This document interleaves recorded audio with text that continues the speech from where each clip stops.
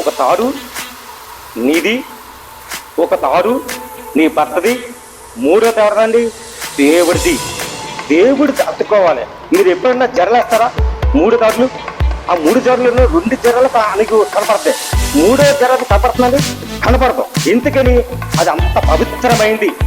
దేవుడు నిన్ను ఏర్పాటు చేశాడు, వాగ్దానం ఇచ్చాడు, వాగ్దానం పేరగా నిన్ను కట్టబెట్టాడు. ఎందుకని? మూడు తాడుల బంధం పవిత్రమైన ఉండాలి. భార్య భర్త ఎలా ఉంటున్నామో అంత బంధం అంటే సాతాను కూడా నీ దగ్గర రాదు. సాతాను కూడా నీ విషయం జరగడు. రెండో గంట కాదు, మూడో గంట కూడా తెలిసిందా నీ కుటుంబము విచ్చలైపోతాయి. నీ ఇంటి విషయాలనే, నీ సమస్యలు అవ్వని, నీ డబ్బు సమస్యలు అవ్వని, నీ భర్త విషయాలని, నీ భార్య విషయాలని, ఏ విషయం సరే మూడో గంట దేవుడిగా తెలియాలి. దేవుడిగా కాకనే నాలుగో గంట తెలిసిందా సాతాంగాడు నీ జీవితాన్ని సర్వనాశనం చేసేస్తాడు.